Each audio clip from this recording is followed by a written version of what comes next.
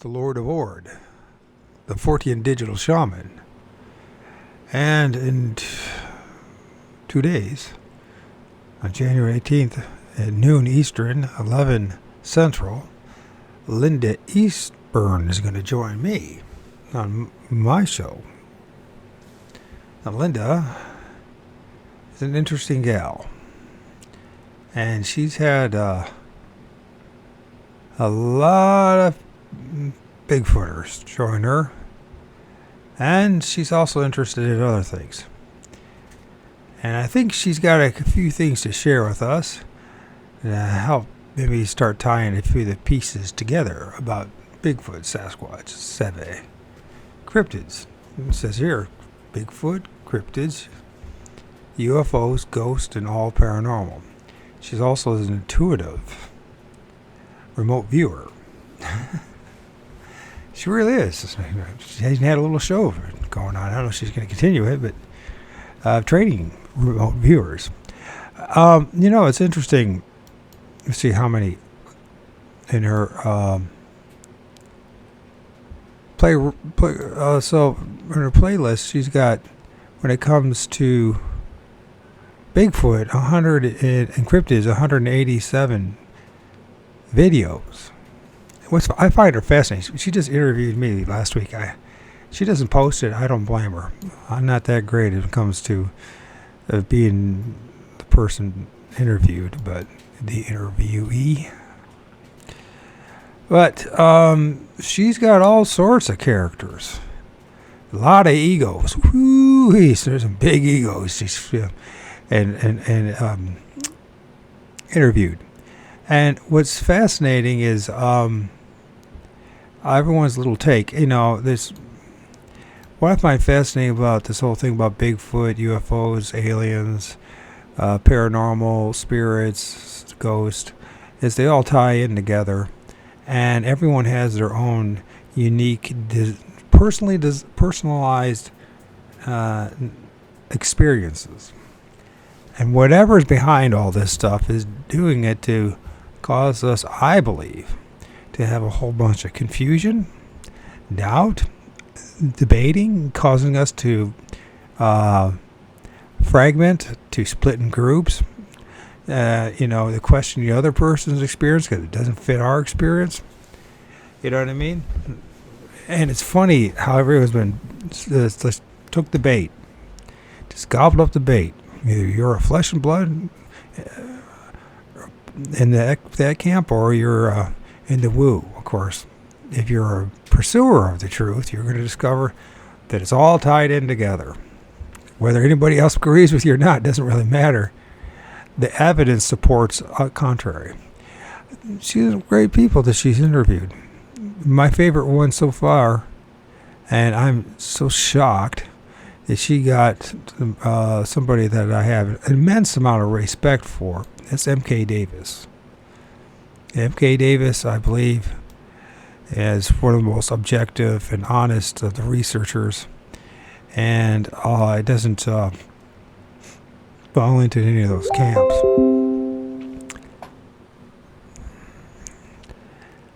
And she managed to get him to open up. And that's a hard thing to do, to get him to open up about what happened in Bluff Creek.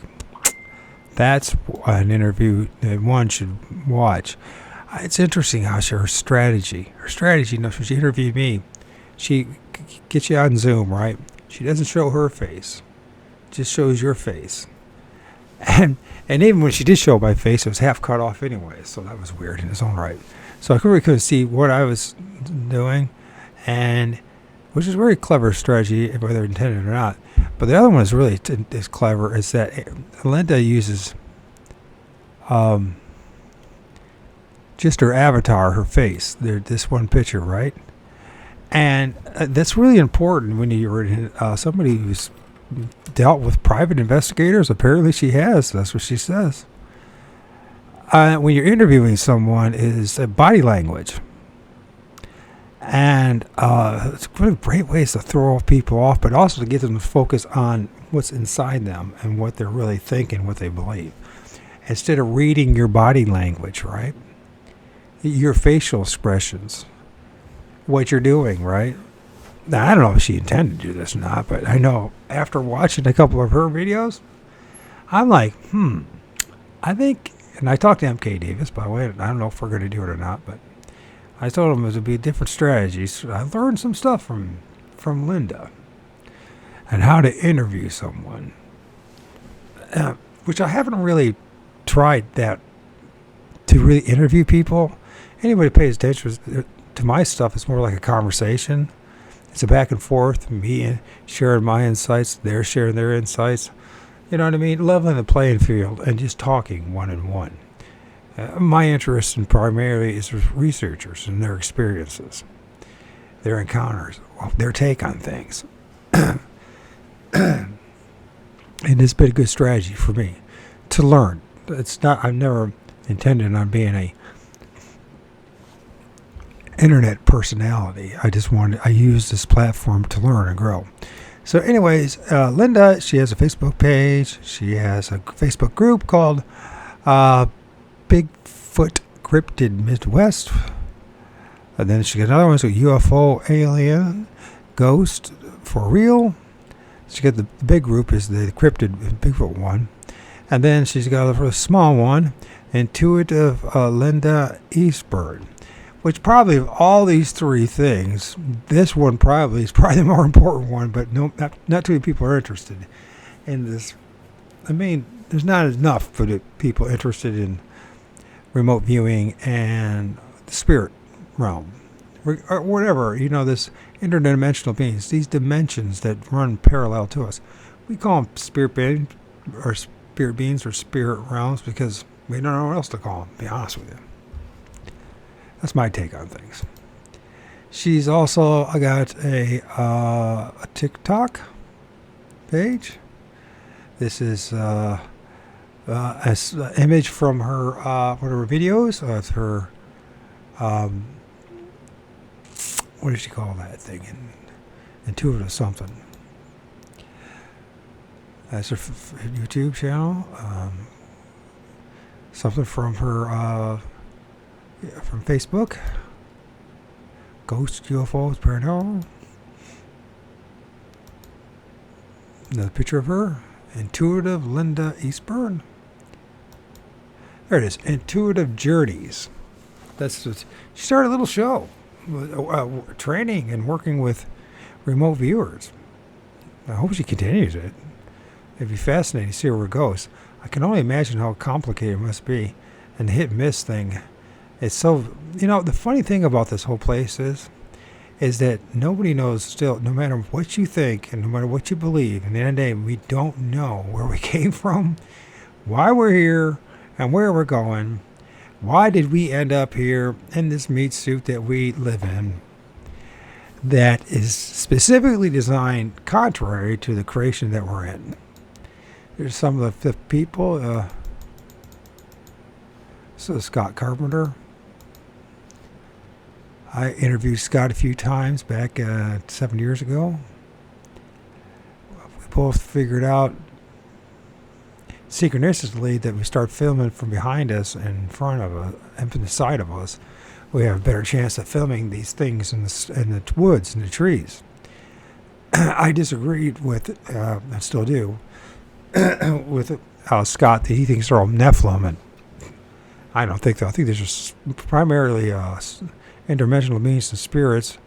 And as far as Sasquatch go, the story of Esau is more in line with Sasquatch than the Nephilim. Nephilim are you and I, the mighty men, the renowned men, the mighty men of old. All these guys, there's Ron. I don't know if you notice anything when these are all the images of the people she filmed. The one thing that I've noticed in common primarily, although there are some, so I think a couple of native or indigenous First Nation people, half-breeds like myself, but a whole bunch of white dudes. It's like Bigfoot is specifically tailored, designed for white dudes. He's not a white dude. And some gals. There's M.K. Davis. I have utmost respect for that man.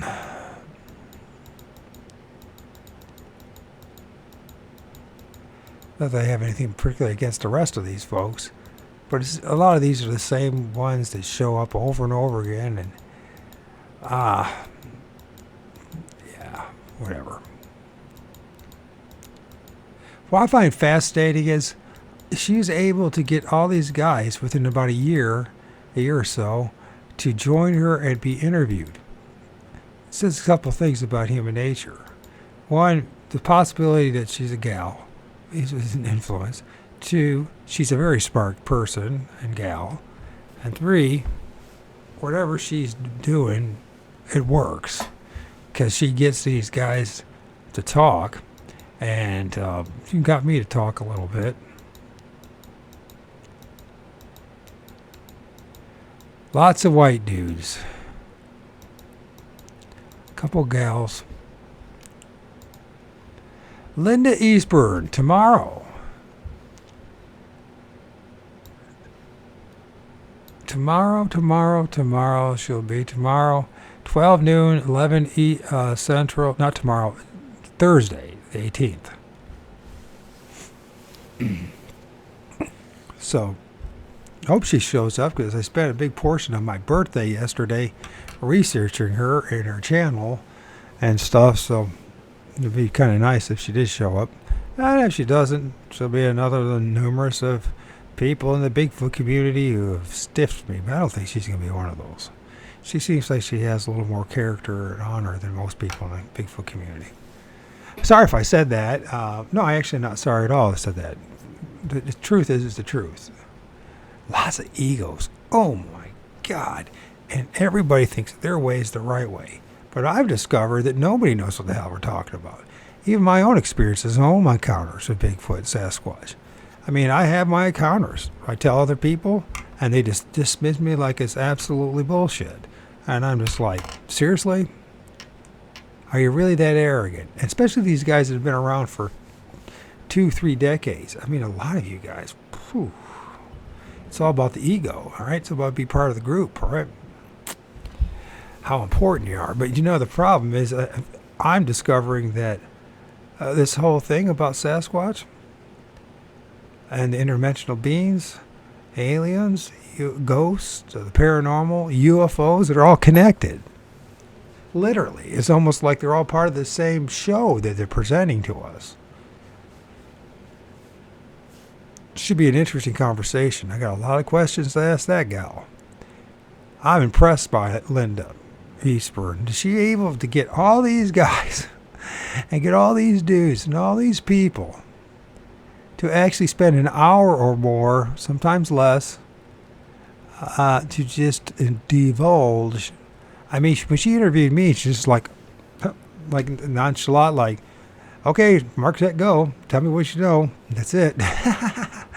I was like, wow. This woman is a very clever and very smart person. She says she worked for private investigators. I'm like, I'm watching, going through this. I had a hard time actually focusing on my story and things, because I'm thinking, because that's how I think, right? I'm always thinking of other things, a million other things. And like, wow, her strategy was so brilliant, very brilliant. And, you know, once again, it's interesting that she gives it away, those who have eyes to see. Bigfoot, cryptids, UFOs, ghosts, and all paranormal. A portal has opened, or a wormhole, or numerous wormholes that have always opened. Little rips in fabric of time and space, parallel universes. These things just show up and they just go. As much as people want them to be strictly a flesh and blood, it can run around. The thing is, those footprints, they just end and disappear in the middle of the snow. Where do they go? Where does all of it? We don't even know. It's fascinating. We don't even know who actually makes the tree structures. A lot of Bigfooters claim that their Sasquatch does it. But none of us have seen Sasquatch ever do it. But I've been filming stuff, and there's multiple entities in the trees. And there's multiple entities all around us in the air. Whether you want to call them elementals, all different things. What actually is creating these? Is it rip in time? Is it our ancestors? I'm kind of leading towards that myself. Those tree leaves and those teepee structures and X structures and all that are something that our ancestors used to do all the time. Teepee structures, for instance, when they were traveling through the seasons, instead of taking all that heavy wood with them, you remember they weren't running around with trailers and semis and roads, so they walked. So to make life easier, instead of carrying those long stripped down trees, you would put them in certain places, stash them away. You would have markers, some way to mark how to get there, to remind other people, X structure, tree leaves, and etc. When you finally got to that designation, then you would have a place where to get the necessary tree trunks to build your, what do you want to call them, your shelters, teepees, whatever. To me, that makes a lot more sense. And then if that's the case, then why do they keep showing up? And then now we have to think about quantum physics and a rip in time, right? How they come and go. Somehow they just show up. Here's another thing. These tree structures show up everywhere. There's a young man that I'd love to interview him. I probably will mirror some of his images and video of him finding teepee structures and tree structures on the beach everywhere. Small, big, large, just like me. I'm finding them in the middle of my town, around my town, literally in the middle of my town. Teepee structures, tree lanes, X structures. Plus, I've had my encounters in the middle of my town. I filmed Bigfoot on the edge of my town. I've filmed things that look like Bigfoot in the trees. I'm just telling you how it is. I don't know why. I don't have all the answers. I'm just saying this is just how it is. It seems to be there's a new camera, particularly the P900, it has the capacity now to film these things. You just have to develop your eyes. One of the things they did too with this pareidolia nonsense, they really discouraged a lot of people looking deeply into the trees and their images. Now, mind you, a lot of them are pareidolia, right? So you got to be able to distinguish between pareidolia and that other thing that's popping out of a tree that looks like a human or a hooded human or a Bigfoot or a troll or an elf or a million other imagined things. Who knows? Ghosts, apparitions, ectoplasm, mist, orbs. It's all connected. UFOs, what are UFOs? I got images and videos of them dropping off things like hell, my last UFO that I saw when it went over my house last February, it was like when it was streaking across the sky, it was like a trail, but that trail, instead of it being like, it was almost like slag, or they call it, or when you make split shots or sinkers or lead, and when you melt it, and it's in a liquid form, but it was in the sky, spreading all around. I swear to God. And then an orange orb, a large orange ball showed up, and it drifted across from going west to east, almost parallel with the line of the Michigan and Ohio border. Literally no more than the quarter of a mile from the border, but going towards the Lake Erie. I know we're supposed to be talking about Linda, but Linda, she manages to put those together, and she is an intuitive remote viewer, and she managed to get all these big egos. And man, if there ever was a group of big egos and know-it-alls, it's us Bigfooters. There isn't a more annoying group of people I've ever met. And I'm one of them. I'm totally admitting it. I'm one of those. And it's just amazing listening to everybody. And everyone thinks they got it all figured out. And yet, and they always say they got theories. But none of those theories. At best, they're hypotheses. They're assumptions. They're hunches. Gather this bit of information, but you put it all together, you doesn't go to anywhere. You can't definitively say one way or the other when it comes to this stuff. But people will throw each other under the bus and abuse each other, be the roots, and threaten each other physically, show up in your house, go through your garbage. Everybody's waiting to attack each other. Everyone thinks, hey, listen, unless you haven't had these encounters and these experiences, and when I say that, these is Bigfoot, cryptid, UFOs, ghost, and paranormal, and you haven't had a combination of those things, you don't have a freaking clue. If it's only been one, you definitely don't have a clue. But you put them all together, mind you, we still don't have a clue what we're dealing with. We just assume we do. And then guys, you know what? They go on their circuit and their conventions and try to sell their books and try to act like they're the smartest dudes that ever were, running around in the woods with their guns. And I got to tell you one thing, from my experience in life, the only reason I would have a gun is a couple things. Because of a big game animal, like a cat or something like that. If I was deep in the woods. But more importantly, the only reason I'd carry some kind of weapons because not a Bigfoot, because of human beings. We are our greatest threat to each other. Who the hell are we? What the hell are we? What brought us here?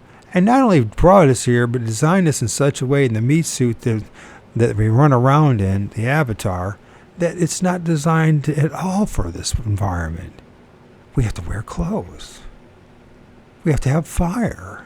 No other creatures need that. You know what? You think I'm making that up. Go out in the wild. Go out in the elements for a while and see how long you survive without fire or clothing. Right now, it's like only freaking it's now 8 degrees Fahrenheit. But earlier, it was -3 this morning. And the morning before that, I challenge anybody to go out there and butt naked in the cold for a whole day and see how long you survive. Now, I know there's certain people out there who acclimate themselves for short periods of time, but you still need a fire. You still need clothes. We do not fit in. The biggest mystery in all of this turns out to be, in my book, is not necessarily Sasquatch, not necessarily cryptids or UFOs or ghosts or the paranormal. It is us. We are the most bizarre thing of all. What created us? Why did they put us here? Why are we here? What is our purpose? We seem to be at war with everything. I'm supposed to be talking about Linda Eastburn. Linda Eastburn. We're talking to her. Learning a lot about her. Let people know about it. Linda's a smart gal. I don't know her, except for the brief moment she led me to talk for, 40, 50 minutes. And the few things because, when we're at, and they go, we're talking about the interview a little bit, not very much. And so I asked her if I could interview her. And she said, yeah. I remember that, Linda. You said, yeah. So, and it's going to be an interview. Linda Eastburn, who are you? Mystery woman, intuitive, remote viewer who manages to get hundreds plus, maybe 140, 150 plus of the most egotistical, arrogant people in the whole world. And I don't care if I offend any of the other Bigfooters. You guys know I'm right about it. You might not want to admit it, but you know I'm right about it. How did she manage to do that in a year? In a year! And not only that, but actually get you guys to talk. In a year plus. She's the best thing that's happened to Bigfoot in a long time. And that's not just my opinion. I can see the work. I see the results. Look, I'm not making this stuff up. I'm going to rant and rave a little bit more here. She's got, in a year, a little over a year, 187 videos, and most of them are her interviewing, are getting these guys, some of the biggest egos in the whole world that I've met in my life. My interview, or that wasn't an interview, my conversation with Mike Patterson last week, that's the first thing I asked him. I said, who's worse, Christians or Bigfooters, as far as the community goes? He said he didn't know about the first one, but regardless, it's just a wild ride. An extremely wild ride. And the cliquishness and the arrogance and I'm guilty of it, just like everyone else. I mean, I'm not any better than anybody else. The only difference is I'm willing to talk about this stuff and address it and be willing. But my God, the egos. Oh, the egos. The guys that really, I discovered, that really have the experience, that really have had collective encounters, that really are the legit deal, you know what they do? This is what they do. They say, according to this person, according to that person, according to my experience, what I've seen, and no one ever says definitively, this is how it is. When you've done this enough, the one thing you do realize is that nobody knows what they're talking about. I'm sorry for all you booksellers. The only ones close to knows what they're talking about are serious researchers, I think. That would be someone like M.K. Davis. And even he's very humble about that. But a lot of these guys end up becoming almost idolized because of one little thing, the one little piece of the puzzle, right? I mean, literally idolized, like they somehow, because they reported some, like Ron. I'm not against Ron Moorhead. I wouldn't mind talking to him. But yeah, he knows what he knows. That's all he knows. He doesn't know the whole picture. There's no possibility for him to know the whole picture. He's from where he's from. And it's great for the video, the images, the audio that he recorded. And he motivated other people to do the same. But if he wouldn't have done it, somebody else would have done it. And somebody else would have eventually addressed it. So not to take anything away from him, but also not to give him too much. He's a human being just like the rest of us, right? Not knocking him personally. I'm grateful that he made it to the recordings. So when we heard other ones, we have some kind of comparison. But here's the thing. When it comes to Sasquatch, Bigfoot, boogers, Akechasave, and the man of the forest, these other beings, they don't have to make the same old sounds. And they don't have to mimic a bird or do the samurai chatter. They don't have to do anything for us. And, we still have to deal with the same old questions. How does they just tromp around the woods? You got these footprints, and in the middle of the snow, in the middle of nowhere, they just disappear like they vanished, because they did vanish. They didn't cloak, they vanished. How does a Bigfoot go into a tree? Come out of a tree? How does it go into the ground? Why is there a connection with the star people with Bigfoot? Sasquatch. And here's the thing. Bigfoot only represents a fraction, a percentage at best, of all that's actually going on in the woods. But because people are so obsessed and blinded, and whatever these things do, whatever they are, they make sure that they customize it for you, for your own experience, to feed our egos and help paint the illusion that's around us. But we don't know for sure. And how do you explain all the other entities that you can film? See, that's the thing. Fairies, gnomes, dwarfs, other different hairy hominids. Everyone says they're a Bigfoot, but they don't know that everything's a Bigfoot. And just because you had your own encounter and you read some other reports doesn't mean you have a clue what you're dealing with. Except for one thing. The odds of anything happening to you because of Bigfoot are slim to none. So if you're going into the woods, all packed with guns and all that, you're acting like a tough guy, when really you're petrified and scared, that's the truth of the matter. You're afraid of what you're going to see and what you're going to encounter. You just remember one thing. Your gun's not going to do anything to them. Now, don't get me wrong. Don't get me wrong. That doesn't mean Sasquatch obviously cannot be taken out or unalived or killed, because there's plenty of other stories to say that as well. It's a mixed bag. And it always will be a mixed bag.